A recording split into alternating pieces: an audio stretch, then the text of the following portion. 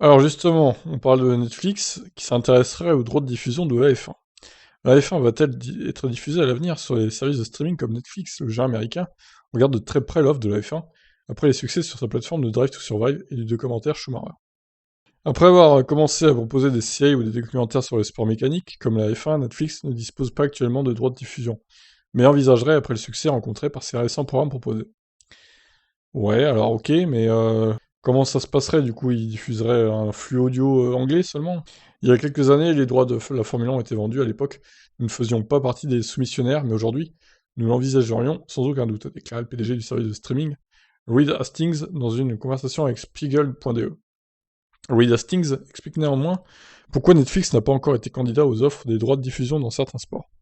Chez Netflix, nous faisons du divertissement et non du journalisme. Il faudrait que cela réponde à certaines normes. Nous ne nous mêlons pas, attendez, nous ne nous mêlons pas des sports en direct. Avec ce type de diffusion, nous n'avons aucun contrôle sur la source. Nous n'avons aucun contrôle sur la Bundesliga, le championnat allemand de foot. Ils peuvent passer des accords avec qui ils veulent, conclut Hastings. Ainsi, si le football reste clairement à l'écart, Netflix pourrait s'intéresser à la Formule 1 à l'avenir.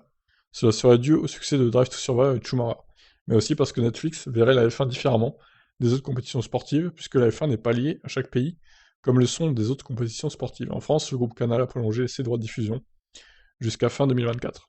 Ok, bon, alors ça reste des rumeurs, hein. On verra si Netflix peut choper les droits. Si oui, pour quel pays? Est-ce que ce serait des droits en parallèle des droits télé de Canal, par exemple? Il y aurait donc Netflix, le site de la F1, F1 TV, puis Canal pour la France. Reste à voir encore une fois le flux audio. Est-ce que ça serait la télé belge, comme sur F1 TV? Bah, je pense pas que ce serait le flux Canal en audio, hein, ça serait évident, mais bon, il y a beaucoup de questions en suspens en tout cas. À quel prix aussi? Parce que à mon avis, il y aura un surplus à payer, comme sur Amazon Prime, pour la Ligue 1, du coup. Donc bon, beaucoup de questions en suspens.